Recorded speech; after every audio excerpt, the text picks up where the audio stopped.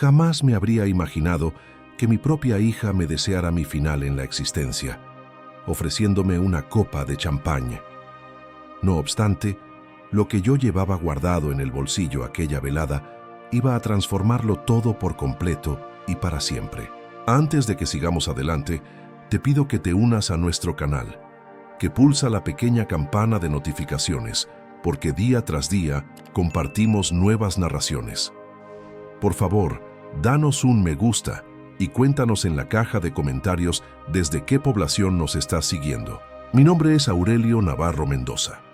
Cuento con 65 años de edad y lo que voy a relatar es, sin duda, la crónica más dolorosa que jamás creí que tendría la obligación de compartir. Toda esta lamentable situación dio inicio en las primeras horas del día 1 de enero del año 2023, en el momento en que toda mi familia se reunió en mi residencia de Madrid con el propósito de festejar la llegada del nuevo ciclo anual. Eran justo las 11:58 de la noche del 31 de diciembre del año 2022. La sala principal de mi casa estaba completamente llena. Se encontraron presentes mi hija, Natalia Navarro Jiménez, de 38 años, su esposo, Rodrigo Vega Morales, de 42 años, mi nieta Sofía, que tiene 15 años, y mi hijo Tomás Navarro Jiménez, de 35. Habíamos compartido una agradable cena, nos habíamos reído muchísimo e intercambiamos regalos. Todo lucía perfectamente armonioso en esa noche que, sin yo saberlo, marcaría un punto de inflexión en mi vida de manera definitiva. Las 12 campanadas estaban a solo instantes de comenzar a sonar cuando mi hija Natalia se puso de pie, sosteniendo en su mano la copa de champaña Dom Perignon que yo mismo había adquirido pensando en la celebración. Sus ojos reflejaban un brillo singular de una forma extraña y una sonrisa difícil de comprender adornaba su rostro. Rodrigo, su marido, la observaba con un aire de entendimiento mutuo, como si ambos estuvieran compartiendo algún tipo de secreto oculto. «Padre», dijo Natalia levantando la copa en mi dirección, «deseo hacer un brindis muy especial exclusivamente para ti en esta bienvenida del año que empieza». En ese instante, todos los presentes se quedaron completamente en silencio. Sofía apartó su teléfono móvil y lo puso sobre la mesa del centro. Tomás detuvo la conversación que estaba sosteniendo con Rodrigo. El ambiente se sentía cargado, lleno de una tensión evidente, aunque en ese momento yo no podía comprender la razón. «Que este sea el último año que vivas, papá. Ojalá el 2023 sea en verdad tu último año», pronunció cada una de estas palabras con una frialdad gélida que me atravesó el alma por completo. La sala explotó en carcajadas ruidosas. Rodrigo fue el primero en empezar a aplaudir, seguido de una risa forzada y algo nervioso de mi nieta Sofía. «¡Qué broma tan pesada, mamá!», exclamó mi nieta. Mi hijo Tomás también se rió, pero pude notar cierta incomodidad en su rostro. «Natalia, qué manera tan particular de desearle un feliz año nuevo a tu padre», exclamó Rodrigo, riendo mientras golpeaba la mesa con la mano. «Que sea su último año de soltero o el último año en que sea tan joven». Pero yo, en lo más profundo de mí, sabía que aquello no era una broma inocente. La mirada de Natalia, tan helada como el hielo del mes de enero, me lo confirmó sin dejar lugar a dudas. En mis 65 años de existencia, había aprendido a entender las verdaderas intenciones que se esconden tras las palabras, y esas palabras que ella pronunció llevaban una clara carga de veneno. Mi mano experimentó un temblor ligero al levantar mi propia copa para responder al ofrecimiento del brindis. «Salud», murmuré apenas. Pero mi voz sonó mucho más débil de lo que yo hubiera deseado. Fue justo en ese momento cuando sentí el peso considerable del sobre que guardaba en el bolsillo interno de mi saco, un sobre de papel manila que había estado llevando conmigo durante varias semanas, guardando el instante preciso y correcto. Era un sobre que contenía el resultado de 10 meses de una investigación que realicé en total silencio. 10 meses de pruebas que había recolectado con meticulosidad. 10 meses de evidencias innegables que estaban a punto de modificar radicalmente la vida de todos los que estábamos reunidos en aquella sala. 47.000 euros, 47.000 euros. Esa era la cantidad exacta de dinero que Natalia y Rodrigo me habían sustraído de mi cuenta bancaria personal entre los meses de marzo y diciembre de 2022. 47.000 euros, que ellos creían firmemente que yo jamás iba a descubrir. 47. Ceros anuato que servían como la justificación de ese brindis tan macabro. Mientras todos continuaban riendo y las campanadas comenzaban a sonar, anunciando la llegada oficial del año 2023, yo me mantuve en absoluto silencio, sintiendo con total claridad cómo mi corazón se quebraba en incontables pedazos. La hija a la que yo había criado, educado y amado sin condiciones, acababa de desearme la muerte delante de todos los miembros de la familia. Pero lo que ella no podía saber era que yo llevaba muchos meses preparándome a fondo para este preciso instante. Lo que no imaginaba era que su padre, a quien ella subestimaba y consideraba un anciano ingenuo, había estado un paso por delante de ellos durante todo este tiempo. Las risas siguieron resonando en el salón por varios minutos más, pero mi mente ya no estaba en esa celebración. Mis pensamientos viajaban sin parar a marzo del año 2022, al día exacto en que todo mi mundo empezó a cambiar. Marzo de 2022. Aquel mes quedaría grabado de forma indeleble en mi memoria como el momento en que todo comenzó a derrumbarse.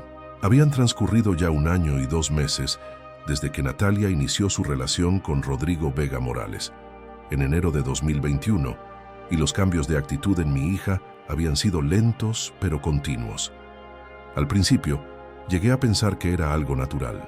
Una mujer de 37 años que encuentra el amor después de muchos años de estar sola, tiene todo el derecho de modificar sus hábitos, de darle prioridad a su nueva vida en pareja. Rodrigo me pareció un individuo bien educado, trabajaba como ingeniero en una constructora, vestía de forma elegante y se expresaba con corrección. Cuando Natalia me lo presentó, incluso me resultó agradable y caímos bien. «Papá, Rodrigo es diferente», me había dicho mi hija aquella tarde de febrero de 2021 cuando lo trajo a casa por primera vez. Es una persona madura, responsable y tiene muy claro lo que quiere lograr en la vida. Y en eso, ella tenía razón. Rodrigo sabía perfectamente lo que buscaba. Mi dinero. Pero esto yo lo descubriría mucho después. En esos primeros meses del 2021, yo solo me percataba de leves cambios en el comportamiento de Natalia. Las visitas que hacia los domingos se volvieron escasas. Las llamadas telefónicas que antes eran diarias se redujeron a 1 por semana. Sus abrazos, que solían ser espontáneos y muy afectuosos, se transformaron en gestos mecánicos y fríos. «Está enamorada, Aurelio», me decía Pilar Martín Santos, mi vecina, cuando yo le manifestaba mis inquietudes. «Déjala que viva su propia vida. Ya no es una niña pequeña». En parte, ella tenía razón. Pero una cosa es que tu hija forma un nuevo hogar, y otra muy distinta es que te tratas de pronto como si fueras un obstáculo o una molestia. El primer indicio realmente llegó el día 15 de marzo de 2022. Había acudido a la sucursal bancaria del BBVA en la calle Alcalá para realizar unos trámites de rutina, cuando Carlos Herrero Moreno, mi gestor bancario de toda la vida, me mostró algo que me dejó helado. «Don Aurelio, he visto algunos movimientos poco habituales en su cuenta», me dijo mientras se ajustaba las gafas sobre los extractos bancarios. «Hay varios retiros de dinero en efectivo por cantidades importantes. ¿Está usted al tanto de estos movimientos?». Le rogué que me mostrara los detalles de las operaciones. Allí estaban. 3 retiros de 2.500 euros cada uno durante los últimos 60 días. Las fechas eran 18 de enero, 25 de febrero y 8 de marzo de 2022, todos realizados en el cajero automático que está en la sucursal de la calle Serrano, muy cerca del apartamento que Natalia compartía con Rodrigo. Mi primer impulso fue rechazar la evidencia. «Debe ser un fallo del sistema», le dijo a Carlos, pero él movió la cabeza en señal de negación y me mostraron las grabaciones de seguridad. Era mi tarjeta, no cabía duda alguna, pero yo nunca había autorizado esos retiros. Esa noche, el sueño me fue esquivo. Por más de 43 años yo había trabajado como contable en la empresa textil Confecciones Siberia S.A., ahorrando cada céntimo con esfuerzo, construyendo un patrimonio sencillo, pero honrado para mis hijos. La idea de que alguien me estuviera robando, y peor aún, alguien de mi propia familia, era algo que no podía concebir. Al día siguiente, 16 de marzo, opté por hablar directamente con Natalia. La llamé por teléfono cerca de las 6 de la tarde. «Hola, papá, ¿cómo te encuentras?» Su voz sonaba normal, incluso alegre. «Bien, hija. Quería preguntarte algo importante. ¿Has tenido algún tipo de problema económico últimamente? ¿Necesitas que te ayuden con algo?» Hubo un silencio que se prolongó al otro lado de la línea. «No, papá, ¿por qué me lo preguntas? A Rodrigo y a mí nos va bien económicamente. Es que el banco me enseñó unos movimientos raros en mi cuenta y pensé que tal vez... ¿Me estás acusando de robarte?» Su tono cambió por completo. Se volvió agresivo y se puso a la defensiva. «¿Cómo te atreves ni siquiera a insinuar algo como eso?» «No te estoy acusando, Natalia. Solo estoy intentando comprender qué es lo que está ocurriendo. Lo que sucede es que ya no tienes confianza en tu propia hija. Desde que estoy con Rodrigo, todo lo que hago te parece mal. Quizá el verdadero problema no soy yo, papá».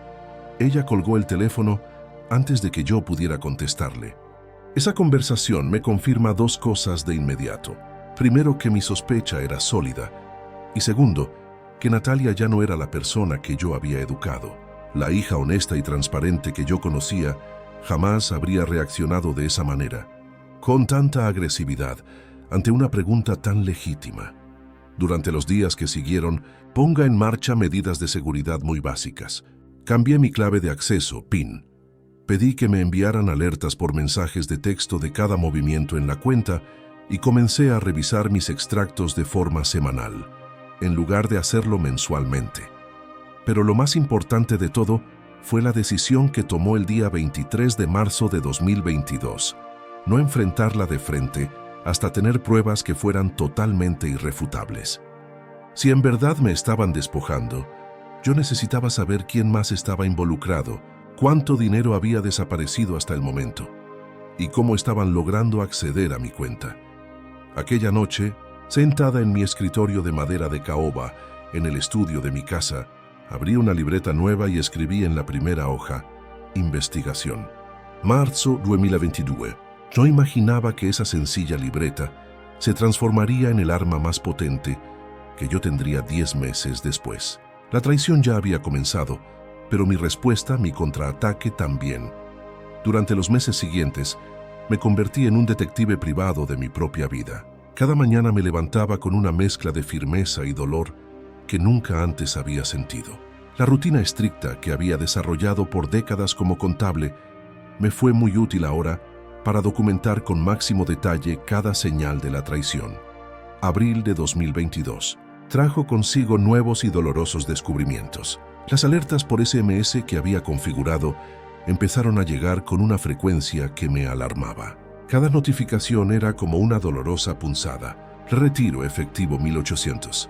12/04/2022, 14:32, Cajero Serrano 45. Luego, otra. Retiro efectivo 2.200 €, 28/04/2022, 16:50, mismo cajero. Lo que me causaba más sufrimiento no era el dinero en sí mismo, sino la forma sistemática en que se llevaba a cabo el engaño. Quienquiera que estuviera accediendo a mi cuenta conocía perfectamente mis costumbres bancarias. Sabía que yo revisaba mis estados de cuenta solo al final de cada mes. Sabía que casi nunca usaba los cajeros automáticos. Sabía exactamente cuánto dinero podía quitarme sin que yo levantara sospechas de forma inmediata. El patrón se hizo evidente muy rápidamente. Los retiros siempre se realizaban los días martes o jueves por la tarde, justo en horario laboral, cuando yo estaba en casa descansando. Las cantidades variaban entre 1.500 y 2.500 €, nunca lo suficiente como para activar las alertas automáticas del banco, pero lo bastante considerables como para que, en pocos meses, la suma total fuese realmente grande. Mi libreta de investigación crecía sin parar, página tras página. Creé un sistema de códigos, fechas en color rojo, cantidades de dinero en color azul y mis notas personales en color negro.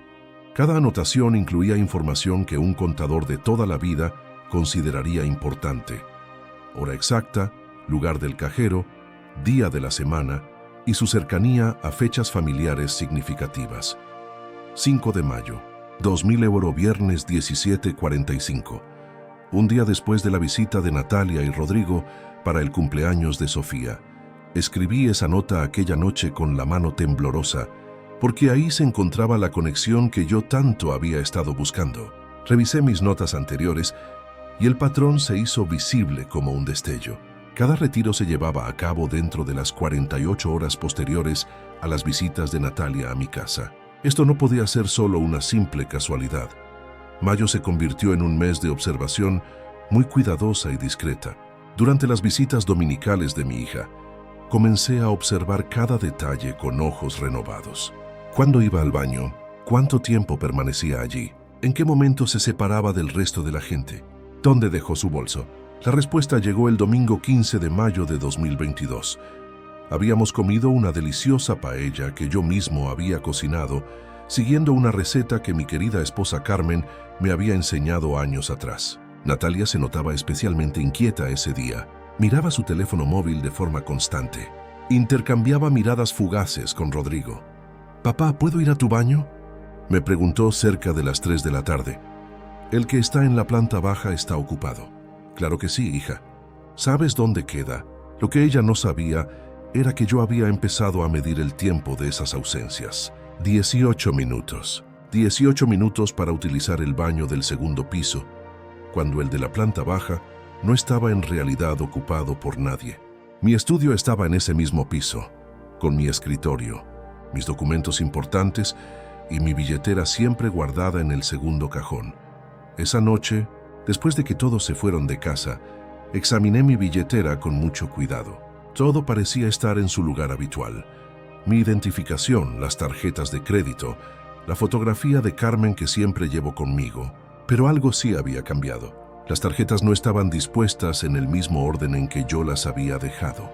Mi tarjeta bancaria principal, la que normalmente guardaba en el compartimento más trasero, estaba ahora en el compartimento delantero. Un detalle muy pequeño que cualquier otra persona habría pasado por alto, pero no un contador tan obsesivo con el orden como yo. Fue en ese instante cuando logré comprender todo el mecanismo que estaban usando.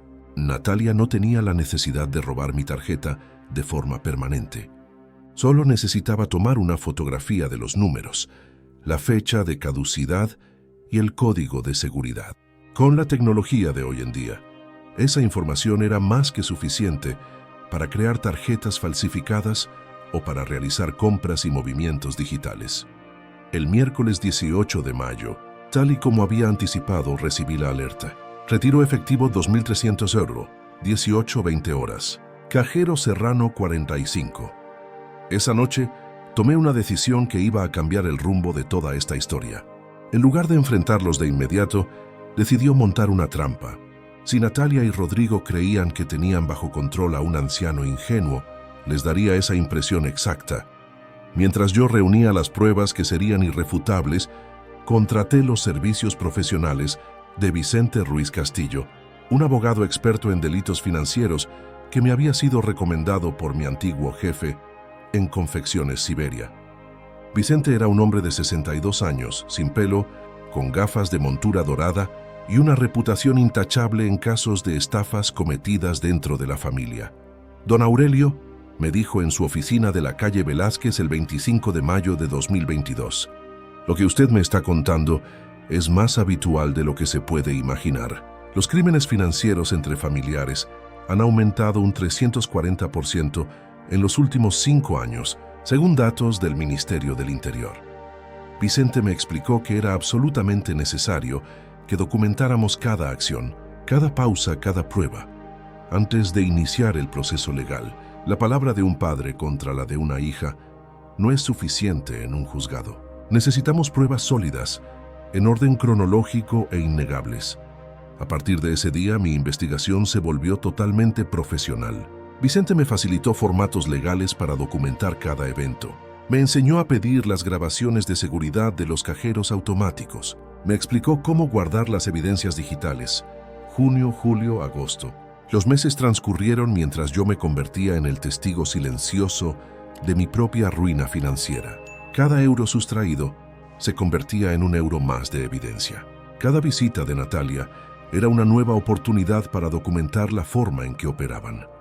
Para septiembre de 2022, ya tenía un expediente que constaba de 127 páginas. Había extractos bancarios, fotografías, cronogramas detallados y declaraciones de otras personas. Un caso tan bien sustentado que Vicente me aseguró que sería imposible refutar en la corte. Pero lo que me dolía más que las pruebas acumuladas era la seguridad total de que la hija que yo había criado ya no existía. Octubre de 2022 llegó con la claridad brutal que dan los hechos consumados. Ya no existían dudas, ni cabida para la negación o la esperanza de que todo fuera un malentendido. Los números en mi libreta de investigación hablaban un lenguaje universal, el de la traición planificada. Durante esos 7 meses de vigilancia, yo había logrado establecer un patrón tan exacto que podía adivinar los movimientos de mis ladrones con precisión matemática.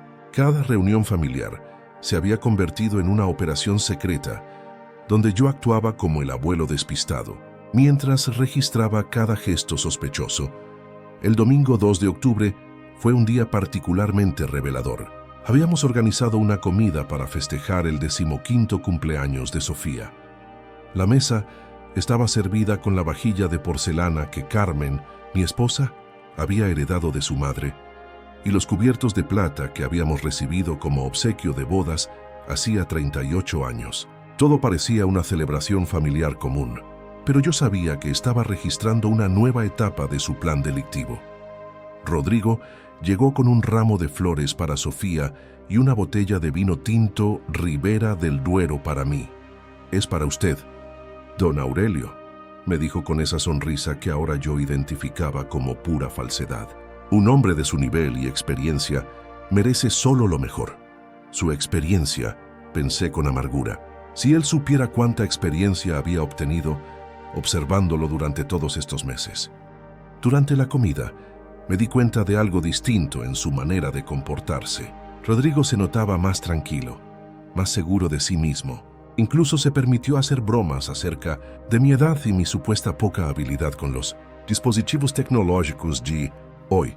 Don Aurelio debería ponerse al día un poco, comentó mientras cortaba su porción de cordero asado. Hoy en día, prácticamente todo se hace por internet. Transferencias de dinero, compras, incluso pedir citas médicas. Ya no hay necesidad de ir a ningún lugar de forma presencial. Natalia soltó una carcajada que se escuchó forzada. Mi padre es de la vieja escuela, Rodrigo. Él prefiere hacer las cosas en persona, ¿cierto, papá? Así es, respondí manteniendo mi fachada de anciano tradicional. No confío en esas máquinas. Prefiero interactuar con personas de verdad. Lo que ellos desconocían era que Vicente Ruiz me había enseñado a usar programas informáticos especializados para rastrear los movimientos de dinero por la red. Durante las últimas semanas, habíamos descubierto algo que elevaba su crimen a un nivel completamente nuevo.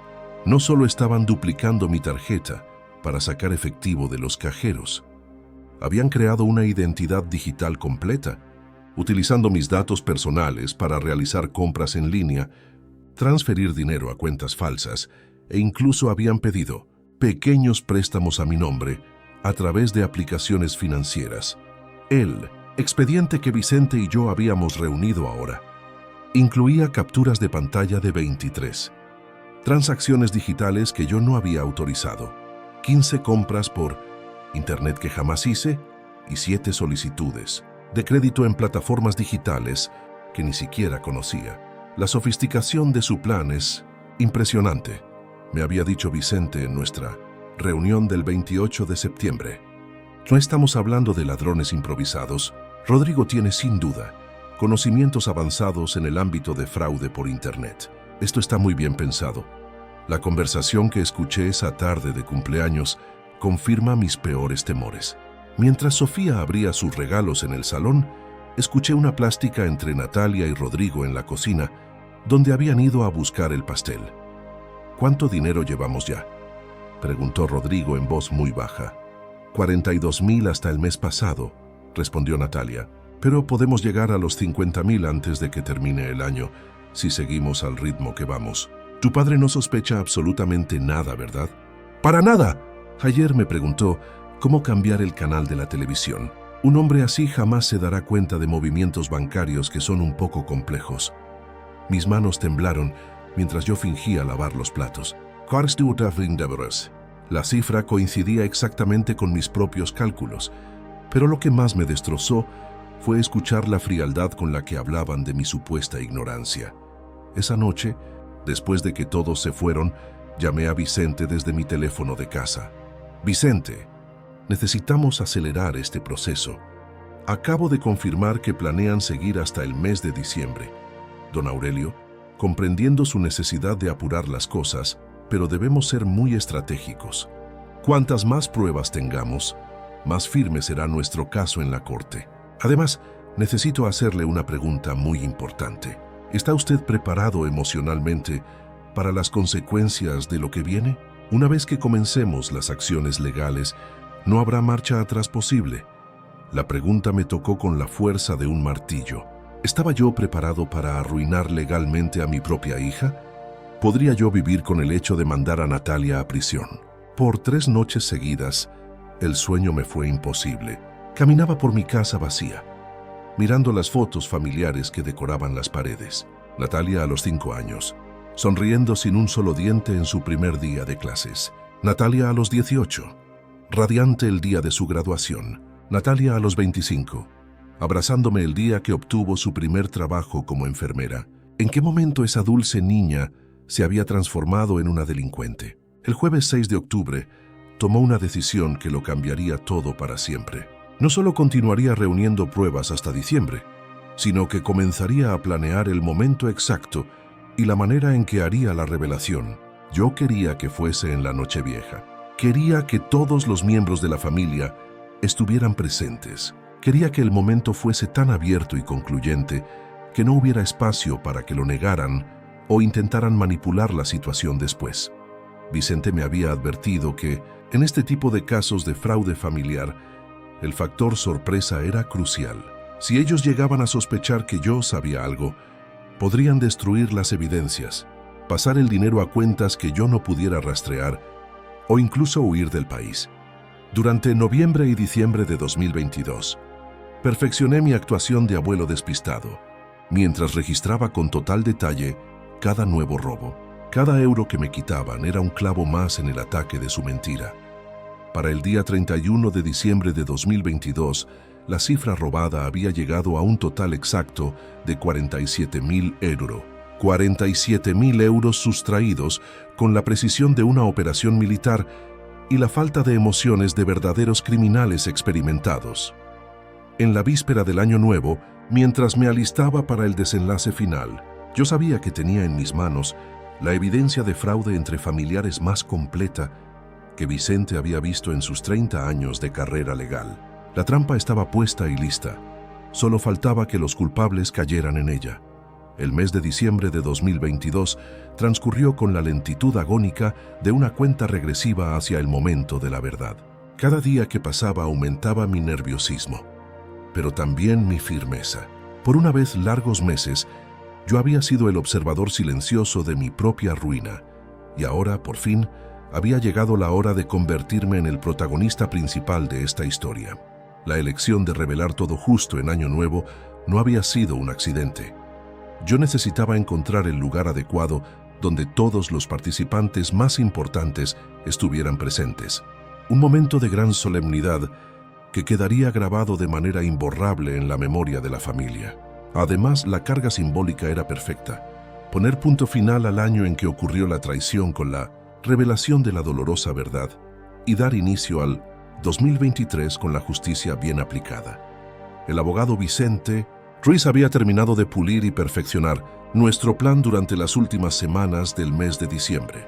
El sobre de papel manila que llevaría conmigo esa noche crucial contenía copias exactas de absolutamente todo lo que habíamos conseguido. Había 47 extractos bancarios, todos resaltados con marcador de color amarillo. 89 imágenes que mostraban las transacciones fraudulentas. 156 folios de documentación en un orden cronológico perfecto y una pequeña memoria USB con grabaciones de audio que había obtenido en secreto durante las visitas familiares más recientes. Don Aurelio, me había dicho. Vicente, en nuestra reunión del 28 de diciembre, este expediente está tan completo que podríamos llevar el caso a juicio en el ámbito penal y civil al mismo tiempo. Fraude, uso indebido de fondos, falsificación de documentos y usurpación de identidad. Los cargos se suman sin parar, como los copos de nieve que caen. Pero lo que más me proporcionaba satisfacción no era la idea de verlos sufrir un castigo legal severo, sino la firme certeza de que mi dignidad personal sería devuelta ante los ojos de todos, de forma pública.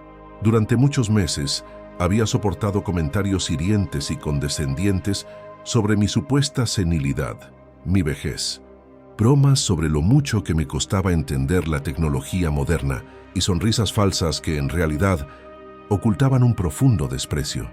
El 30 de diciembre, mientras yo ocupaba de preparar mi casa para el festejo, recibí una llamada que casi echó a perder todos mis aviones. «Papá, a Rodrigo no se le ve muy bien», me dijo Natalia cerca de las 7 de la tarde. «Pensamos que quizás tenga un resfriado fuerte. Tal vez lo mejor sería que este año cada quien celebre la llegada del año nuevo en su propia casa». Mi corazón dio un vuelco. Después de una vez meses de preparación intensiva, ¿iban a cancelar justo al último momento? Habrían sospechado algo de mis movimientos. «Pero, hija», respondí intentando que mi voz sonara desilusionada, pero no en pánico. «Ya lo tengo todo organizado. Compré el vino espumoso Don Periñón que tanto les gusta a ustedes. Le encargué el cordero asado al carnicero Javier Morales. Hasta adquirí fuegos artificiales para la medianoche». Hubo un momento largo de silencio. Pude oír a Rodrigo hablando de fondo, aunque no alcancé a entender bien lo que decía. «Bueno, padre, déjame que hable mejor con Rodrigo. Te vuelvo a llamar en una hora, te lo prometo». Durante esa hora me desplacé por mi casa de arriba a abajo, como si fuera un león encerrado en una jaula. Todos mis aviones dependían por completo de que ellos estuvieran presentes. El momento de la revelación debía ser frente a todos, decisivo, imposible de refutar. Si cada uno celebraba por su cuenta, yo perdería la oportunidad perfecta y tendría que guardar varios meses para encontrar un momento similar. A las 8:15 de la noche sonó el teléfono. «Papá, ya tomamos una decisión, sí vamos a ir. Rodrigo se siente un poco mejor después de tomar unas medicinas, pero llegaremos un poco tarde, como a las 10 de la noche». «Perfecto, hija. Los estaré esperando con ansias», dije con un alivio que no pude disimular. Aquella noche del 30 de diciembre apenas logré dormir. Revisado el contenido del sobre Manila al menos 12 veces. Organicé los documentos, siguiendo un estricto orden cronológico. Me aseguré de que cada página se leyera a la perfección. Vicente me había aconsejado llevar una copia del respaldo de todo, la cual guardé bien oculta en el cajón de mi escritorio. La mañana del 31 de diciembre amaneció muy despejada y fría.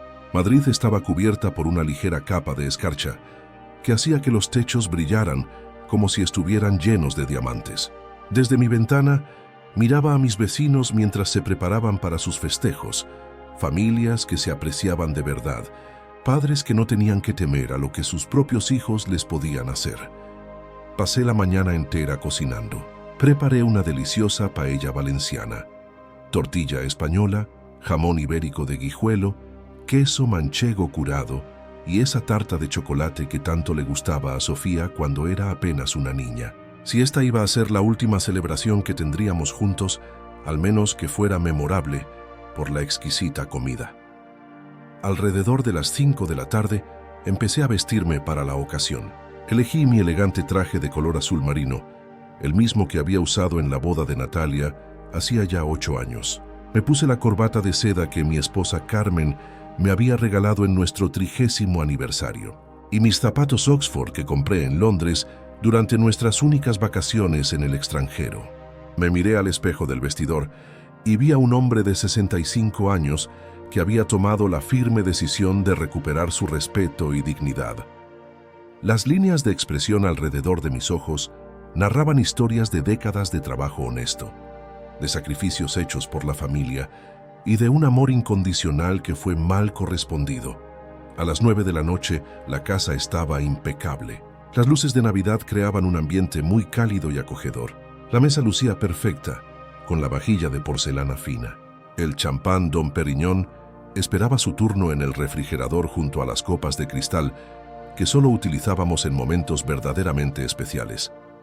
El sobre Manila reposaba en el bolsillo interno de mi chaqueta, como si fuera el corazón de alguien que está conspirando. Cada vez que lo tocaba, sentía el peso de una vez meses de investigación, de noches sin poder dormir, de las lágrimas que había derramado en silencio por la hija que había perdido mucho antes de que descubriera sus fechorías. A las 10:20 p.m. llegaron todos juntos. Natalia lucía un elegante vestido rojo que la hacía ver radiante. Rodrigo llevaba un traje gris que le daba un falso aire de persona honorable. Sofía, con una falda negra y una blusa de color dorado, se veía mayor de sus 15 años. Y Tomás, con su suéter azul de siempre, al cual se negaba a renunciar desde hacía 3 años. «Papá, qué delicioso huele aquí», exclamó Sofía corriendo a darme un fuerte abrazo. Su cariño sincero me afectó profundamente. Ella no sabía absolutamente nada. Era completamente inocente en todo este asunto tan doloroso. Durante las siguientes 2 horas, seguí fingiendo mi papel de padre de familia feliz. Serví la cena, conté divertidas historias de cuando era joven, hice como que me interesaban los temas de trabajo de Rodrigo. Incluso elogié el nuevo puesto de Natalia en la clínica privada San Rafael. Pero por dentro, cada minuto que transcurría aumentaba mi ansiedad. El sobre que guardaba en mi bolsillo parecía volverse cada vez más pesado. Las pruebas que contenían palpitaban como un corazón ansioso por ser liberado.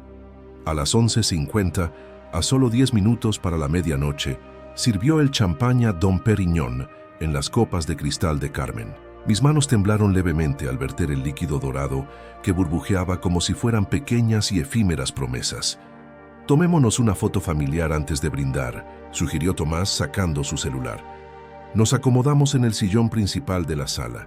Yo en el centro, Sofía a mi lado derecho sujetando mi brazo, Tomás a mi izquierda con su sonrisa genuina y detrás de nosotros Natalia y Rodrigo, sus manos puestas sobre mis hombros como depredadores que marcan su propiedad. La foto quedó perfecta. Sería la última imagen de nuestra familia antes de que todo se viniera abajo para siempre.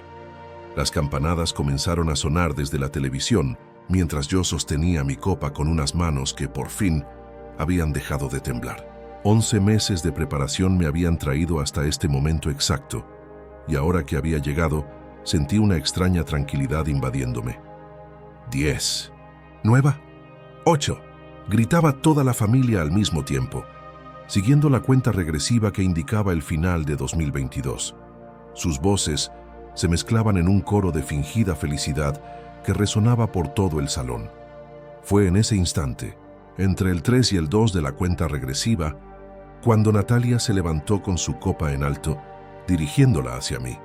Sus ojos brillaban con una malicia que ya ni siquiera se esforzaba por esconder. 1. Feliz Año Nuevo. Y fue entonces que vinieron aquellas palabras que yo ya había ensayado en mi mente durante muchas semanas. Que este sea tu último año, papá. Ojalá el 2023 sea en verdad tu último año. Las risas se desataron de inmediato. Rodrigo aplaudió como si hubiera escuchado el chiste más divertido del mundo. Sofía se rió con nerviosismo, sin comprender realmente la crueldad que se escondía tras esas palabras. Tomás se sintió molesto con incomodidad, pero siguió el ambiente general. ¿Qué forma de empezar el año? Se rió Rodrigo golpeando la mesa. Su último año siendo tan joven, don Aurelio. Pero yo había captado la mirada que Natalia y Rodrigo se intercambiaron en el momento del brindis. Una mirada de absoluta complicidad, de satisfacción compartida, de depredadores que ya saboreaban por adelantado lo que creían que era su victoria final. Las risas continuaron por varios minutos más. Rodrigo incluso sugirió un segundo brindis, por muchos años más de juventud para don Aurelio, con una burla tan clara que me sorprendió que nadie más la notara. Esperé con paciencia a que las carcajadas se apagaran. Dejé que disfrutaran su momento de aparente triunfo. Dejé que saborearan lo que pensaban que era su victoria decisiva sobre el viejo ingenuo que tenían por padre y suegro.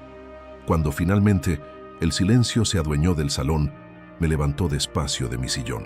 Todos me miraron expectantes, quizás esperando que diera algún discurso conmovedor de agradecimiento por el hermoso brindis de Año Nuevo. «Familia», empecé a decir con voz tranquila y medida, «antes de que termine esta celebración, hay algo muy importante que necesito compartir con todos». Ustedes metí la mano derecha en el bolsillo interno de mi chaqueta y saqué el sobre de papel manila que había estado esperando este instante durante tanto tiempo. El sobre que contenía 11 meses de investigación meticulosa, 11 meses de pruebas irrefutables, 11 meses de evidencias que iban a cambiarlo todo para siempre. «¿Qué es eso, papá?», preguntó Tomás con genuina curiosidad. «Esto, hijo mío, es algo que he estado preparando con mucho cuidado durante un largo tiempo. Algo que pienso que todos ustedes necesitan ver sin falta». Observé cómo el color de la cara de Natalia se iba desvaneciendo poco a poco. Sus ojos se clavaron en el sobre con una intensidad que confirmaba todas mis peores sospechas. Rodrigo, por su parte, trataba de mantener su sonrisa fingida, pero noté que sus manos empezaron a sudar de forma visible. «Papá, ¿no puedes dejar ese tema para mañana?», sugirió Natalia, intentando que su voz sonara despreocupada. «Es Año Nuevo. Deberíamos estar festejando, no hablando de documentos aburridos. No, hija mía, el momento justo y perfecto para esto es ahora. De hecho, no podría haber escogido una fecha más apropiada y significativa». Abrí el sobre con movimientos lentos y deliberados. Yo quería que cada segundo de este proceso quedara grabado para siempre en sus mentes. Quería que recordaran cada detalle de su humillación pública. Lo primero que saqué fueron los extractos bancarios, hojas y hojas de movimientos, marcados con resaltador amarillo, cada movimiento fraudulento destacado como una herida abierta en el papel. Los esparcidos sobre la mesa del centro, cubriendo por completo la superficie de cristal. Las fechas se vieron con claridad en el papel: 18 de enero, 25 de febrero, 8 de marzo, una cronología impecable de la traición familiar. «¿Qué significa todo esto?», preguntó Sofía mirando los papeles con total desconcierto. «Esto, mi querida nieta, es la historia completa de cómo tu madre y Rodrigo me han estado robando dinero de forma constante durante los últimos 11 meses. El silencio que siguió a esas palabras fue tan profundo que casi se podía oír el sonido del reloj de pared en el comedor. Nadie se movía, nadie respiraba, nadie se atrevía a hablar. Continué sacando documentos del sobre, imágenes de los cajeros automáticos, capturas de pantalla de las operaciones realizadas por Internet, copias de las solicitudes de préstamos realizadas a mi nombre sin mi permiso. 47.000 euros, 47.000 euros, dije, alzando la voz por primera vez en toda la noche. 40.000 euros, que me fueron sustraídos con la precisión de una operación militar y la falta de emociones de verdaderos delincuentes profesionales. Rodrigo fue el primero en intentar justificarse. «Don Aurelio, no sé qué le han contado, pero esto debe ser una equivocación, un simple malentendido». «¿Malentendido?», lo interrumpí sacando una pequeña grabadora digital del sobre. «¿También es un malentendido esto?». Presioné el botón de reproducción. La voz de Natalia inundó la sala con una claridad impresionante. 42.000 hasta el mes pasado, pero podemos llegar a 50.000 antes de que acabe el año si no bajamos el ritmo. Luego se escuchó la voz de Rodrigo. «Tu padre no sospecha nada de nada, ¿verdad?». Y la voz de Natalia: «Para nada. Ayer me preguntó cómo cambiar el canal de la televisión. Un hombre así nunca se dará cuenta de movimientos bancarios que son un poco complejos». Las risas grabadas de ambos resonaron por el salón, como si fueran ecos fantasmales de su propia arrogancia desmedida. Sofía empezó a llorar en silencio. Tomás miró los documentos y luego a su hermana con una expresión de absoluto desconcierto. Natalia y Rodrigo seguían inmóviles, como estatuas de sal convertidas por el peso de su propia culpabilidad descubierta. 11 meses, continué sin piedad. 11 meses he estado reuniendo pruebas de cada euro robado, de cada mentira que me dijeron, de cada gesto de falso afecto mientras planeaban mi ruina financiera. Saqué la última carpeta del sobre, y esto es solo el expediente de la acusación penal. Mi abogado, Vicente Ruiz Castillo, ya tiene lista la demanda civil para recuperar no solo los 47.000 euros, sino también el dinero por los daños y perjuicios correspondientes. La metamorfosis de Natalia fue instantánea y terrible. La máscara de hija cariñosa se desmoronó por completo, dejando al descubierto la verdadera naturaleza que había estado escondiendo por tanto tiempo. «Nos has estado espiando», gritó con una furia que desfiguraba su rostro. «Has estado grabando nuestras conversaciones privadas en tu propia casa. Te he estado documentando un delito grave», respondí con una calma total. «Te he estado protegiendo todo lo que es mío de unos ladrones que, lamentablemente, resultaron ser de mi propia sangre». Rodrigo se levantó de golpe de su silla. «Esto es una completa locura. Nosotros nunca...» «Siéntate, Rodrigo», ordené con una autoridad que ni yo sabía que poseía, porque esto apenas está empezando. El ambiente en el salón se había vuelto tan denso que parecía que el aire mismo podía ser cortado con un cuchillo. Las luces navideñas, que unos momentos antes creaban un ambiente festivo, ahora iluminaban una escena que parecía sacada de un tribunal de justicia improvisado en mi propio hogar. Natalia seguía de pie junto al sofá, con las manos temblando de forma notable, mientras aún sostenía la copa de champaña. El líquido dorado se mueve en olas de nerviosismo, reflejando su estado emocional interno. Su rostro había pasado del shock inicial a una mirada de desafío que me resultó completamente nueva. «Esto es absurdo, papá», empezó a decir, tratando de recuperar un poco de control sobre la situación. «No puedes acusarnos basándote en documentos que podrían haber sido modificados. ¿Cómo sabemos que no has falsificado todas estas pruebas tú mismo?» La desfachatez de su respuesta me dejó sin palabras por un instante. Durante décadas, conocí a mi hija como una persona frontal, sincera, incapaz de inventar mentiras complicadas. Verla ahora intentando hacer parecer que mis pruebas legítimas eran parte de una conspiración inventada me demostró cuán profundo había sido su cambio. Rodrigo se acercó a la mesa y comenzó a revisar los extractos bancarios con una finida seriedad profesional. Don Aurelio, como ingeniero, he manejado muchísimos documentos técnicos a lo largo de mi carrera. Estos papeles podrían haber sido alterados digitalmente. Hoy en día es sumamente sencillo cambiar fechas y cantidades en cualquier programa de computadora. ¿Programa de computadora?, repetí con una sonrisa amarga. Rodrigo, estos extractos fueron obtenidos directamente de las oficinas del BBVA en presencia de mi gestor bancario, Carlos Herrero Moreno. Cada hoja tiene el sello oficial de la entidad financiera. Cada movimiento está respaldado por grabaciones de seguridad de los cajeros automáticos. Tunto Tomás, quien había permanecido en silencio, examinando cuidadosamente cada documento, finalmente levantó la mirada con una expresión de absoluta incredulidad. «Natalia», dijo mi hijo con voz entrecortada, «estas fechas coinciden exactamente con tus visitas de los domingos. De 18 de enero, 25 de febrero, 8 de marzo, cada retiro sucedió dentro de las 48 horas posteriores a que estuvieras aquí». «Es una coincidencia», gritó Natalia cada vez más desesperada. «Las casualidades existen, Tomás. Solo porque yo haya visitado a papá cerca de esas fechas, no quiere decir que...» «¿Y las grabaciones de audio?», intervine sacando nuevamente la grabadora digital. «También son casualidades las conversaciones en las que planean llegar a 50.000 euros antes de que acabe el año».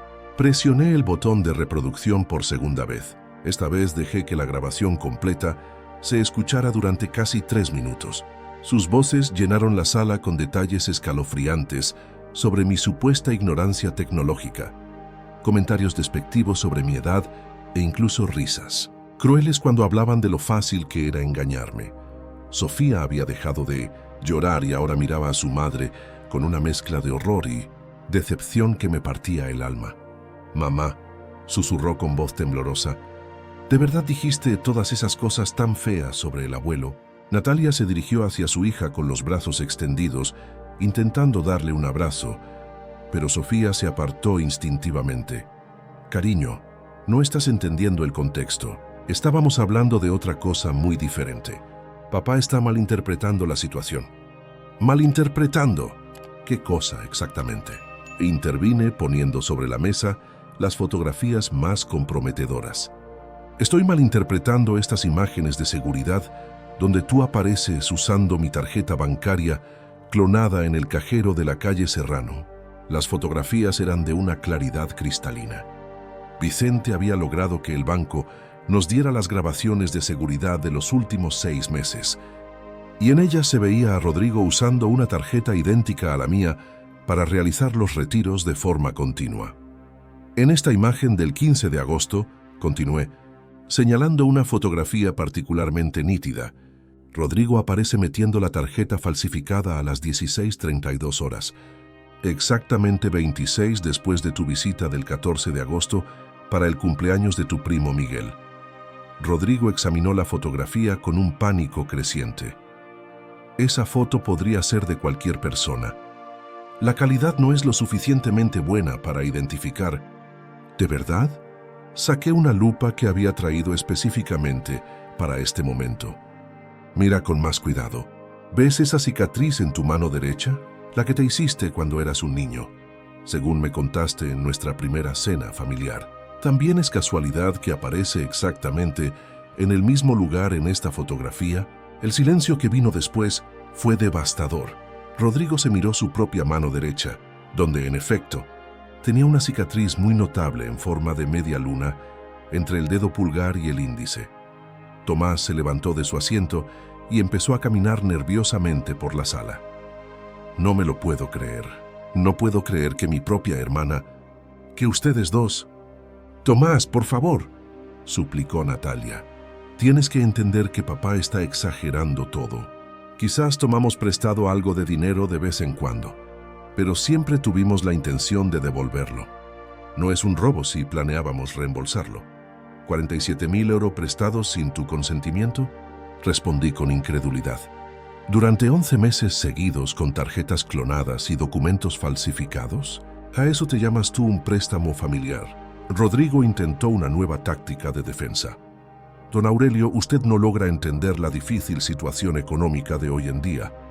La subida de precios, el costo de la vida, las dificultades que enfrentan las parejas jóvenes en la actualidad. Nosotros trabajamos muy duro, pero a veces se necesita un apoyo extra de la familia. Un apoyo que se toma sin preguntar, un apoyo que se esconde con mentiras y manipulaciones, un apoyo que incluye desearle la muerte a la persona que les está dando ese dinero.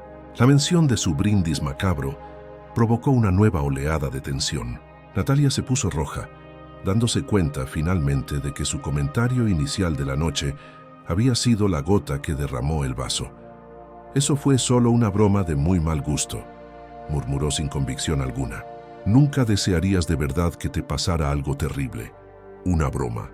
Saqué del sobre una última carpeta que contenía documentos que ni siquiera Vicente había visto todavía.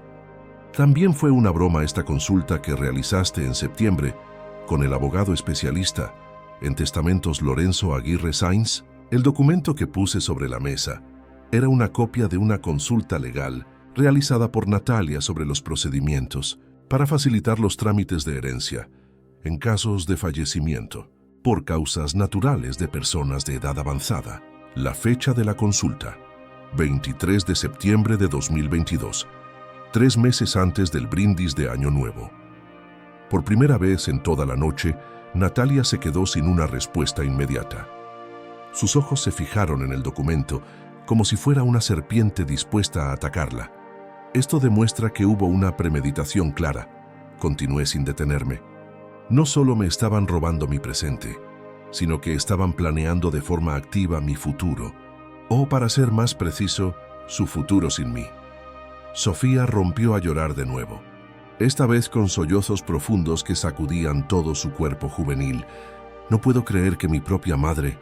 ¡Basta!, gritó finalmente Natalia, con una furia que había estado conteniendo durante toda la confrontación. ¡Basta de este ridículo espectáculo! Sí, tomamos dinero. Sí, planeamos tomar más, pero es nuestro derecho. Ese dinero nos pertenecerá algún día, de todas formas. La confesión total había salido por fin. Después de una vez meses de mentiras, manipulación y actuaciones, la verdad cruel y descarnada había surgido, como pus de una herida infectada.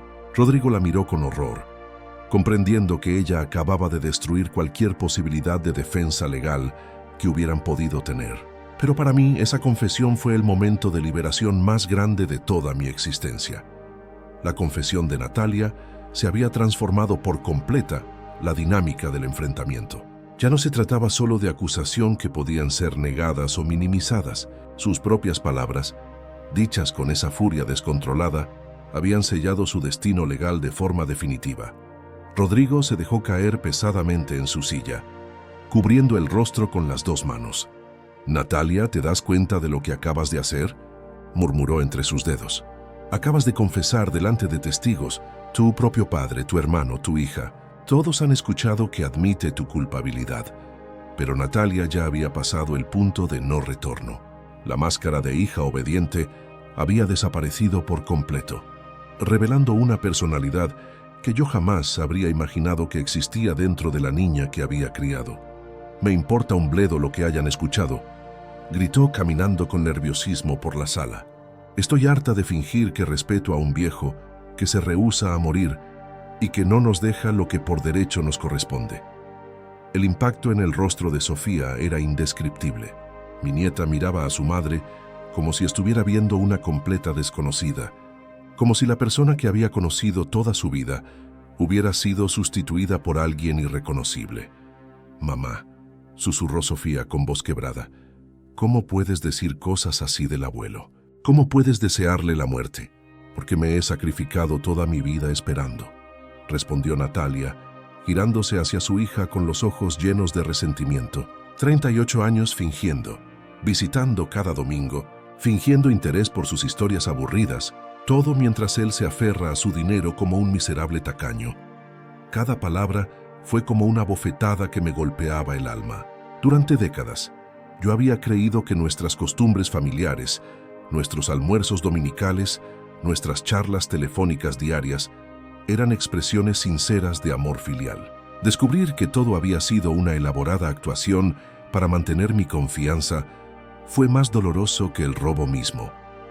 Tomás se acercó lentamente a su hermana, con una expresión de tristeza mezclada con disgusto. «Natalia, ¿en qué momento te transformaste en esta persona? ¿Cuándo dejaste de ser mi hermana para convertirte en esto? Me volví una persona práctica», le gritó a su hermano. «Mientras tú te conformas con tu sueldo mediocre y tus principios tontos, yo comprendí que en esta vida se debe tomar lo que nos pertenece». «Lo que te pertenece», repetí lentamente. «Eso se llama herencia y se recibe cuando una persona falla de forma natural. Lo que ustedes han hecho se llama robo agravado y se castiga con pena de prisión». Saqué mi teléfono móvil del bolsillo y marqué un número que había guardado desde hacía semanas. Vicente Ruiz había estado esperando esta llamada desde las 11 de la noche. «Vicente, soy Aurelio. Llegó el momento. Tengo una confesión completa hecha frente a testigos. Procede tal como lo planeamos». «Entendido, don Aurelio. La denuncia formal se presentará mañana a primera hora en la estación de policía de Chamberí. Los agentes especializados en delitos financieros ya tienen copias de todo el expediente. ¿Necesitas que me dirija a su domicilio? No es necesario. Todo está ya documentado. Nos vemos el lunes en su despacho para formalizar todos los trámites civiles». Colgué el teléfono y observó cómo el pánico se apoderaba lentamente de los rostros de Natalia y Rodrigo. La dura realidad de las consecuencias legales comenzaba a hacerse paso a través de su arrogancia y desesperación. «¿Llamaste a un abogado?», preguntó Rodrigo con voz temblorosa. «¿De verdad vas a exigir a tu propia hija?». «No voy a demandar a mi hija», respondí con una calma que me sorprendió a mí mismo. «Voy a presentar cargos penales contra 2 personas que resultaron ser unos ladrones profesionales que usaron los lazos familiares para cometer un fraude sistemático». Rodrigo se levantó bruscamente y trató de ir hacia la puerta. «Esto es una locura. No tenemos por qué seguir soportando estas acusaciones. Nos vamos de aquí ahora mismo. Por supuesto que tienen total libertad para marcharse, dije yo sin moverme ni un centímetro de mi sillón. Pero debo ponerles al tanto de que el abogado Vicente ya ha solicitado ante el juez las medidas cautelares necesarias para evitar que fuguen el capital. Sus cuentas de banco quedarán congeladas totalmente el próximo lunes por la mañana a primera hora y sus pasaportes quedarán retenidos hasta que el proceso judicial se resuelva completamente. La información impactó a Rodrigo con la fuerza de un martillo. Se detuvo en seco a medio camino hacia la puerta, comprendiendo que no existía forma posible de escapar a las consecuencias de sus acciones. Además, continué, tomando una carpeta extra que había guardado como reserva hasta este momento. La investigación ha revelado que este no es su primer delito de este tipo, Rodrigo. Los archivos policiales muestran que hay una denuncia anterior en Barcelona por haber estafado a una señora viuda de 84 años en el año 2019. Un caso que la familia se retiró debido a fuertes presiones emocionales. A Rodrigo las piernas parecieron fallarle. Se agarró con fuerza al respaldo de una silla para no caer al suelo por completo. Eso significa que estamos frente a un delincuente reincidente y especializado en atacar a víctimas mayores y vulnerables, explicó, mirando directamente a Natalia. Y tú, hija mía, has sido su cómplice perfecto para que pudiera acceder a una nueva víctima. Sofía había permanecido callada por varios minutos, asimilando toda la información que había escuchado. Finalmente, se levantó de su asiento y caminó hacia donde yo estaba. «Abuelo», dijo con una voz más madura de lo que correspondía a sus 15 años, «quiero que tengas la seguridad de que yo no sabía absolutamente nada de esto. Jamás habría permitido que te hicieran daño». La abracé con todas mis fuerzas, sintiendo cómo su pequeño cuerpo temblaba contra el mío. «Lo sé, mi niña, tú eres completamente inocente en todo esto, y quiero que sepas que siempre tendrás un espacio asegurado en mi corazón y en mi vida, sin importar lo que ocurra con tu madre. No tienes derecho a alejarla de mí», gritó Natalia con una desesperación renovada. «Sofía es mi hija. No tienes derecho a manipularla para ponerla en mi contra». «Yo no la estoy manipulando», respondí con total serenidad. «Le estoy ofreciendo exactamente lo mismo que te ofrecí a ti durante toda tu vida. Amor incondicional, apoyo verdadero y respeto mutuo. La diferencia es que ella lo valora, mientras que tú lo interpretaste como una debilidad que podías aprovechar». Tomás se acercó y puso su mano sobre mi hombro. «Papá, siento mucho no haber sospechado nada antes. Debí haber estado más atento a las cosas. Debí haberte protegido con más cuidado. No tienes nada de qué excusarte, hijo. Ellos eran muy inteligentes y hábiles en su engaño. Además, parte de mi plan requería que nadie más supiera lo que estaba investigando. Era la única forma de asegurar que no sería a destruir las pruebas». El reloj de pared marcaba ya las 2 de la madrugada del 1 de enero de 2023. Técnicamente, habíamos comenzado el año nuevo con la revelación más terrible y destructiva en la historia de nuestra familia. «Ahora», dije, dirigiéndome por última vez a Natalia y Rodrigo, «tienen ustedes 2 opciones claras. Pueden contratar a sus propios abogados y preparar para un proceso judicial que durará muchos meses y será completamente público. O pueden reconocer su culpabilidad, devolver hasta el último euro robado y aceptar las consecuencias legales con la mayor dignidad posible». Natalia me miró con una mezcla de odio profundo y derrota que jamás podrá olvidar. «Y si decidimos tomar la segunda opción, ¿qué garantía tenemos de que no nos vas a destruir completamente de todas las formas?» «Mi única garantía», respondí, «es que la justicia se aplica de forma exacta como debe ser, ni más ni menos».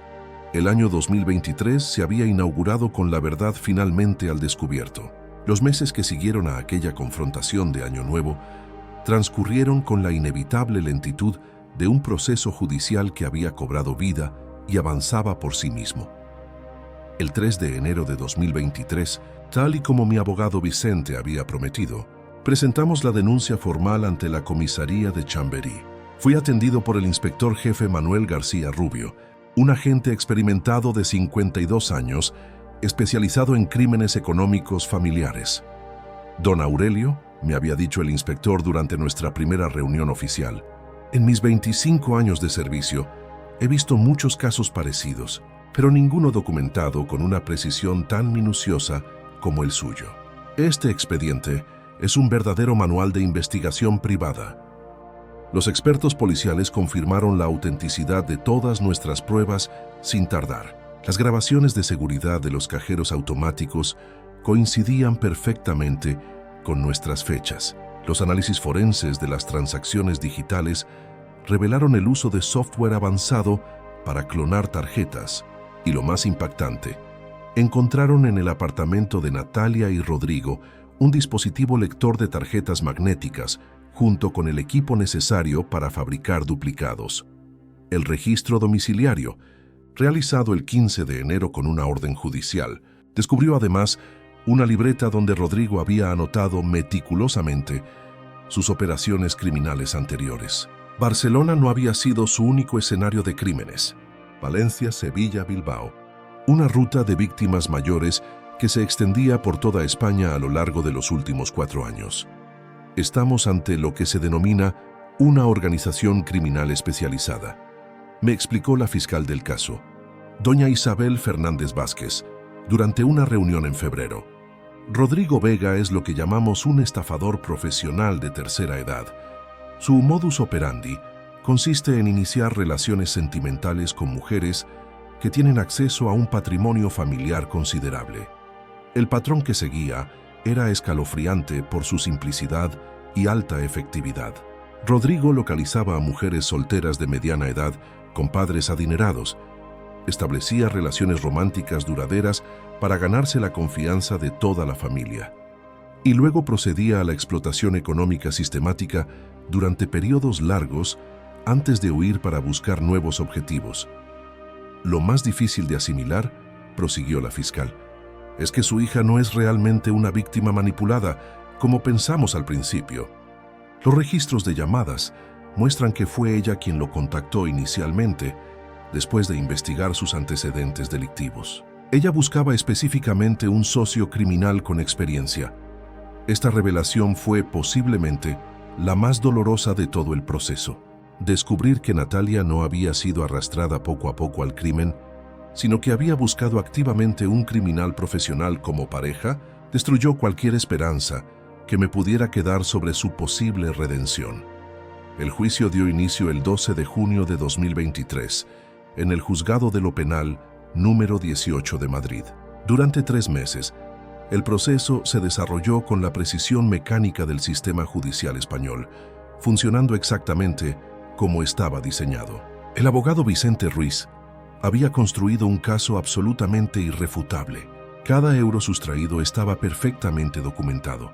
Cada truco utilizado había sido identificado. Cada mentira dicha había sido registrada.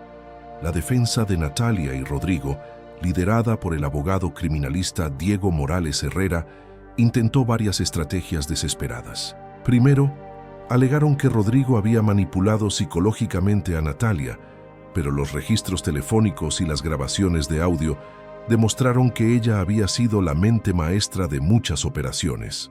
Luego argumentaron problemas de salud mental para justificar sus actos, pero los exámenes psiquiátricos ordenados por el tribunal confirmaron que ambos acusados tenían capacidades mentales totalmente normales. Finalmente, intentaron presentar el caso como un simple malentendido familiar, donde ellos creían tener un derecho moral a ese dinero. Pero la evidencia de la premeditación, la consulta sobre los testamentos y, en especial, el historial criminal previo de Rodrigo, demolieron por completa esta línea de defensa. Durante todo el juicio, asistí a cada una de las sesiones, sentado en la primera fila de la galería pública. Quería que Natalia me viera cada día. Quería que recordara constantemente que las consecuencias de sus actos tenían un rostro humano, el rostro del padre que había traicionado. El momento más demoledor llegó durante su testimonio el 18 de agosto. Bajo juramento, Natalia fue interrogada por la fiscal sobre sus verdaderas motivaciones. ¿Por qué tomó la decisión de robar a su propio padre? preguntó doña Isabel con voz profesional, pero firme, porque sabía que él nunca nos daría por voluntad propia el dinero que necesitábamos, respondió Natalia, sin mostrar el menor rastro de arrepentimiento. Era egoísta, se aferraba a sus bienes sin pensar en nuestras necesidades, y no pensó en simplemente pedírselo, explicarle sus dificultades económicas. Mi padre siempre ha sido muy tacaño. Incluso cuando éramos pequeños, controlaba cada euro que gastábamos. Sabía que cualquier petición sería rechazada de inmediato. Escuchar esas mentiras descubiertas, pronunciadas bajo juramento, delante de un tribunal lleno de testigos, confirma definitivamente que la hija que había conocido ya no existía. La persona sentada en el banquillo de los acusados era una total desconocida, que solo compartía mi ADN. Tomás había testificado como testigo de los hechos, narrando la noche de Año Nuevo con extremo detalle. Sofía, por ser menor de edad, había declarado ante el juez en una sesión privada, pero sus afirmaciones fueron totalmente perjudiciales para la defensa de su madre. Mi nieta declaró que, durante meses, había escuchado conversaciones nocturnas entre su madre y Rodrigo, donde planificaban operaciones que ella no entendía del todo, me informó Vicente después de la sesión. También confirmó que Rodrigo le había preguntado varias veces sobre mis costumbres, mis horarios y mis rutinas diarias.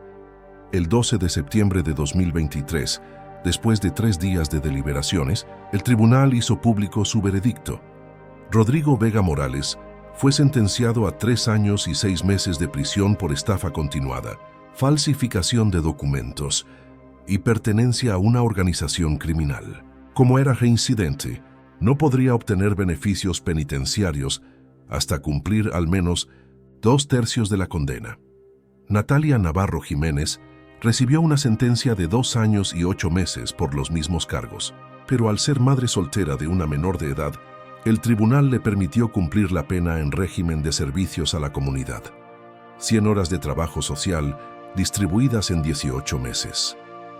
Además, ambos fueron obligados solidariamente a devolver los 47.000 euros robados, más 15.000 euros en concepto de daños y perjuicios, más los costos del proceso judicial.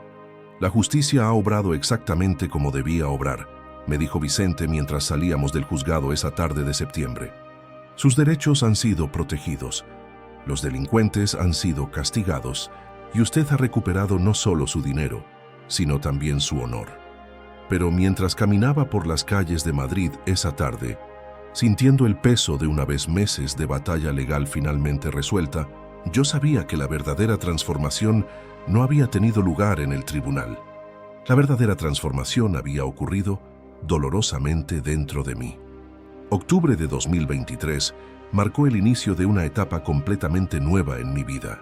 Después de una vez meses de investigación en secreto y 9 meses de proceso judicial, finalmente pude respirar con la calma de quien ha visto triunfar la justicia.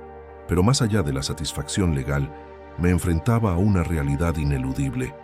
A mis 65 años, necesitaba reconstruir mi vida sobre cimientos totalmente nuevos.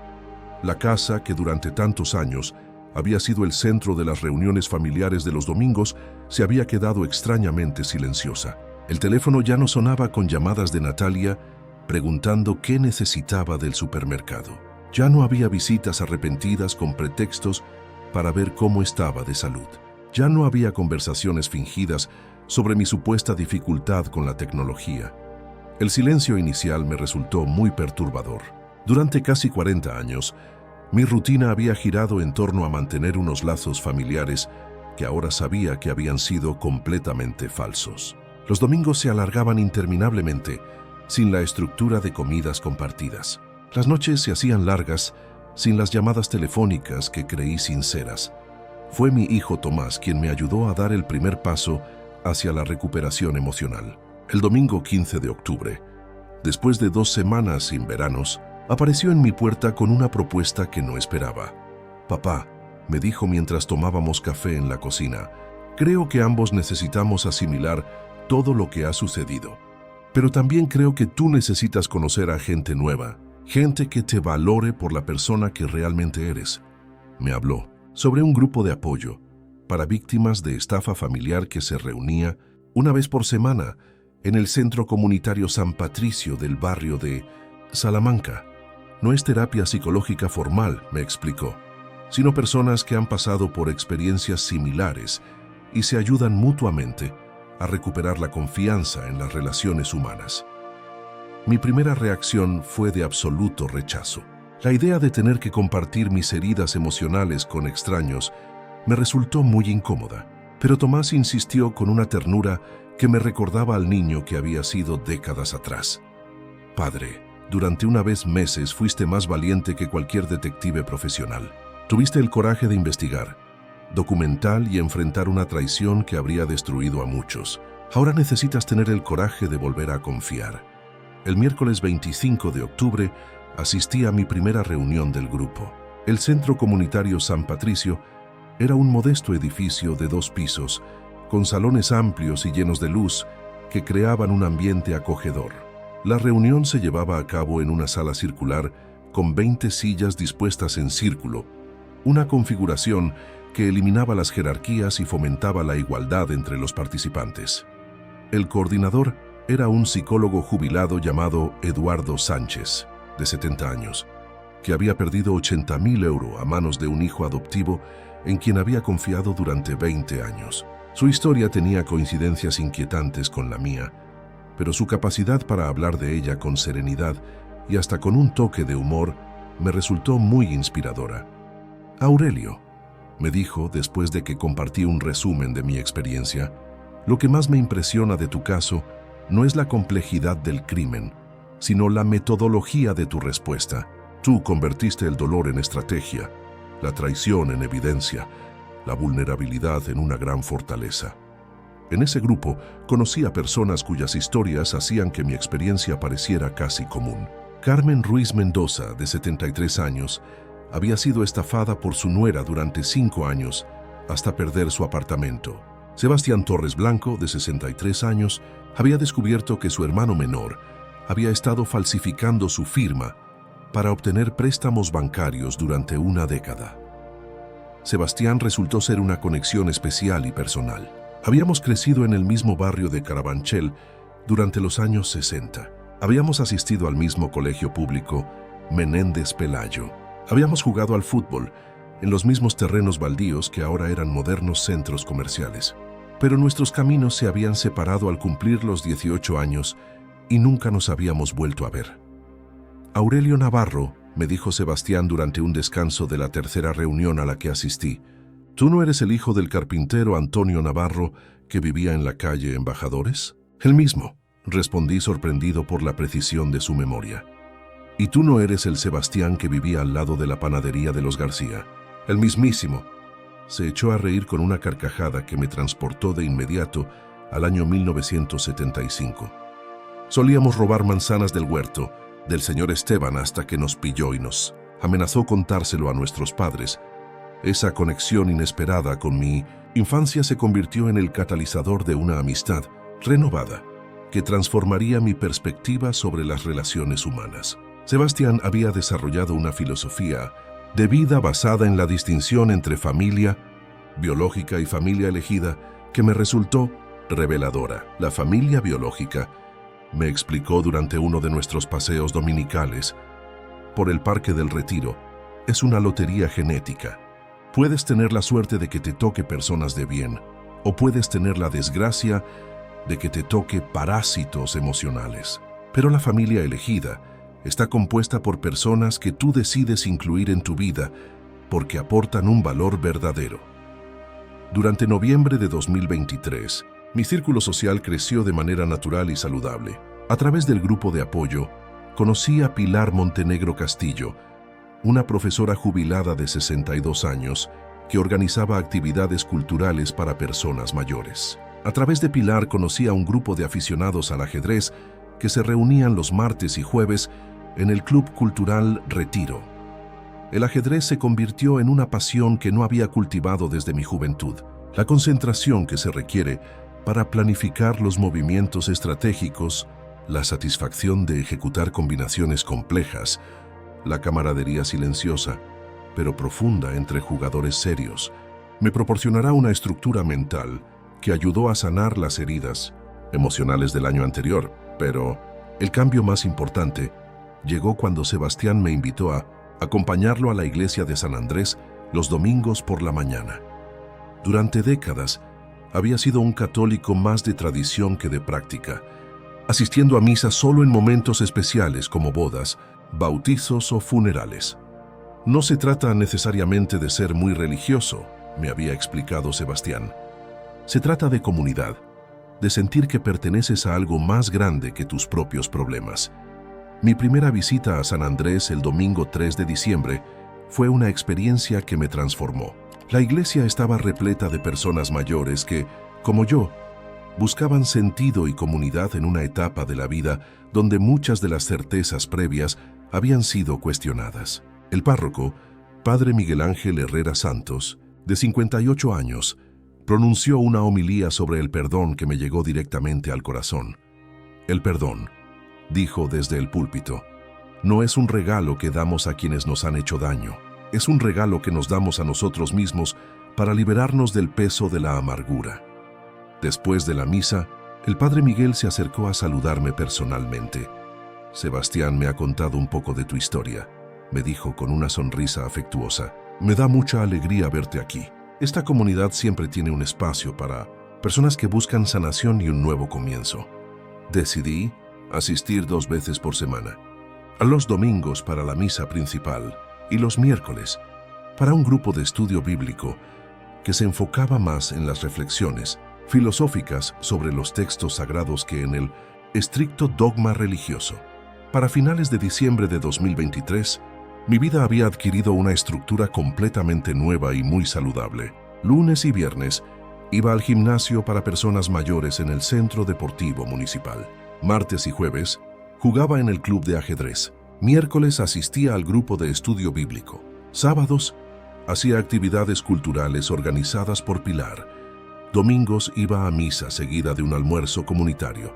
La transformación no había sido solo social, sino profundamente personal. Había redescubierto facetas de mi personalidad que habían estado inactivas por años. Mi capacidad para la amistad sincera, mi interés por aprender cosas nuevas, mi habilidad para encontrar felicidad en los placeres sencillos. Sofía continuaba visitándome cada 15 días, manteniendo una relación que se había vuelto más honesta y profunda después de los eventos traumáticos. A sus 16 años, había demostrado una madurez emocional extraordinaria para procesar la traición de su madre.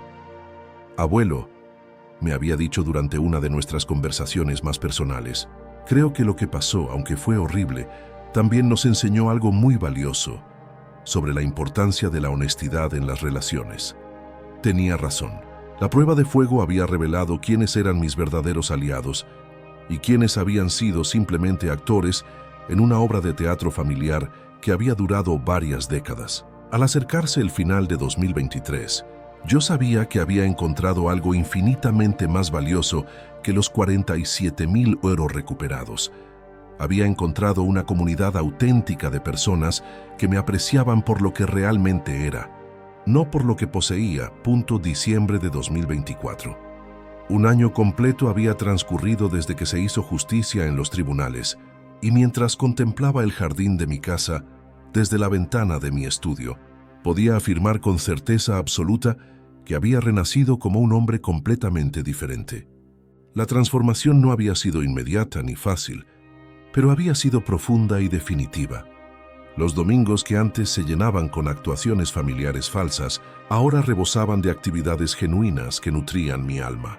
Esa mañana del 15 de diciembre, había comenzado, como todos los domingos durante el último año, con la misa de las 9 en San Andrés.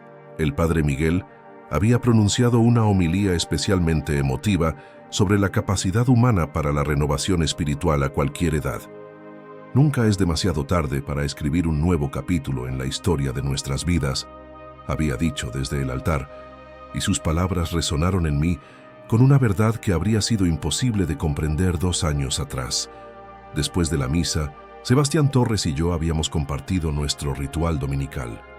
Café con churros en la cafetería La Mallorquina de la Puerta del Sol, seguido de una partida de ajedrez en el banco de piedra del Parque del Retiro, que habíamos declarado nuestro territorio durante los últimos 14 meses.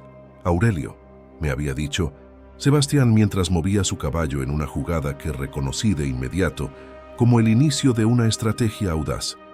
¿Alguna vez te arrepientes de haber tomado las decisiones que tomaste con Natalia? La pregunta me tomó desprevenido, no porque fuera inesperada, sino porque la respuesta había cambiado mucho durante el último año. Al principio sí, admití, moviendo mi peón para bloquear su avance. Durante meses me atormenté pensando si había sido demasiado duro, si habría podido manejar la situación de una forma diferente. ¿Y ahora? Ahora entiendo que no tuve elección. No fui yo quien destruyó nuestra relación familiar. Yo simplemente revelaré una destrucción que ya había ocurrido en secreto durante meses. Era cierto. La constante reflexión y las conversaciones semanales en el grupo de apoyo me habían ayudado a asimilar la culpa que inicialmente había sentido por las consecuencias de mis acciones. Eduardo Sánchez, nuestro coordinador, había sido particularmente útil para enseñarme a distinguir entre responsabilidad legítima y culpa manipulativa. Tu hija adulta tomó decisiones adultas, me había explicado Eduardo durante una sesión particularmente intensa en marzo. Las consecuencias de esas decisiones no son responsabilidad tuya. Tu única responsabilidad era proteger tu dignidad y tus derechos, exactamente como lo hiciste. Natalia había cumplido su condena de servicios comunitarios trabajando en un comedor social del barrio de Vallecas durante 18 meses. Según la información que ocasionalmente llegaba a mis oídos por medio de conocidos, había demostrado una actitud correcta, pero distante, durante su servicio, cumpliendo las horas requeridas de forma mecánica, sin mostrar signos genuinos de arrepentimiento o comprensión de sus errores. Lo más revelador había sido su comportamiento después de cumplir la condena. En lugar de intentar cualquier tipo de reconciliación o disculpa, se había mudado a Valencia con Sofía, cortando definitivamente todos los lazos con Madrid y, por extensión, conmigo. Es lo mejor así, me había dicho Tomás durante nuestra conversación telefónica semanal del jueves anterior. Al menos ahora sabemos exactamente cómo estamos con ella. No hay ambigüedades, no hay falsas esperanzas, no hay manipulaciones emocionales. Tomás se había convertido en un verdadero hijo durante todo este proceso. Su apoyo incondicional, su presencia constante en los momentos más difíciles, su capacidad para ofrecer una perspectiva sin juzgar, han demostrado que los lazos familiares genuinos son capaces de superar las crisis más devastadoras. Sofía mantenía contacto conmigo a través de llamadas telefónicas semanales y mensajes de texto frecuentes, pero la distancia geográfica había dificultado nuestras visitas en persona. A sus 17 años, había forjado una madurez emocional fuera de lo común para asimilar los sucesos dolorosos que habían cambiado completamente la composición de su círculo íntimo. Abuelo, me había dicho durante nuestra última conexión por video del miércoles anterior, pienso que mamá nunca va a modificarse de verdad. Ha aprendido a disimular mejor lo que siente por dentro, pero no me parece que haya aprendido a sentir de otra forma. La lucidez de mi nieta me asombraba de manera constante. Su don para mantener el afecto hacia su madre, mientras aceptaba con franqueza sus fallas, mostró una inteligencia del corazón que muchos adultos nunca alcanzan. Mi rutina semanal actual se había convertido en un foco de satisfacción auténtica que contrastaba fuertemente con la angustia constante de los años anteriores. Los martes y jueves en el centro de ajedrez me habían reunido con mi pasión por la estrategia y el desafío mental. Había obtenido la victoria en 3 competencias locales a lo largo del año y mi posición había mejorado muchísimo. Los miércoles y domingos en el templo habían aportado una dimensión espiritual que no sabía que me hacía falta. No se trataba tanto de reglas religiosas como de comunidad y un sentido de existir. El grupo de estudio de la Biblia se había transformado en un espacio de análisis filosófico profundo, donde debatíamos asuntos esenciales con una sinceridad talentosa. La fe, me había explicado el padre Miguel en una de nuestras charlas privadas, no es obligatoriamente creer en normas fijas, Para muchas personas, la fe es simplemente la seguridad de que la vida tiene un motivo, incluso cuando ese motivo no se ve claro al momento. Las actividades culturales preparadas por Pilar Montenegro, los sábados, habían ampliado mi perspectiva mental de maneras que no esperaba. Durante el último año, habíamos conocido 15 museos, asistimos a 23 funciones de teatro, participamos en 12 charlas sobre la historia de España y hecho 6 viajes a pueblos con historia en la región de Madrid. Aurelio, me había comentado Pilar el sábado pasado mientras veíamos las obras de Sorolla en el museo que lleva su nombre. Ha pasado por un cambio impresionante este año. Cuando te conocí, eras un hombre dolido intentando superar una gran traición. Ahora eres alguien que se ha convertido ese dolor en conocimiento. Tenía razón. La vivencia con Natalia y Rodrigo había sido muy dura, pero también yo había enseñado cosas de formas que no hubiera imaginado. Había descubierto mi propia fuerza interior, mi habilidad para la investigación organizada, mi capacidad para tomar decisiones difíciles cuando la situación lo exigía. Pero lo más importante, aprendido había a diferenciar entre relaciones verdaderas y relaciones de conveniencia. Mi círculo de amigos actual me estimaba por lo que soy, no por lo que tenía o podía ofrecer. Nuestros diálogos se centran en ideas, vivencias y progreso personal, no en posibles ganancias materiales. La parte económica de mi vida también había alcanzado un estado de bienestar. Los 62.000 euros que recuperé, el capital más los daños causados, se habían vuelto a invertir en un fondo de pensiones seguro que garantizaba mi futuro económico. Pero más allá de la recuperación del dinero, había sido fundamental el retorno de mi control financiero. Había establecido nuevos sistemas de seguridad bancaria, había repartido mis inversiones en distintos lugares. Había elaborado un testamento minucioso con defensas legales específicas y había nombrado a Vicente Ruiz como encargado de mis asuntos si en el futuro yo no pudiera hacerlo.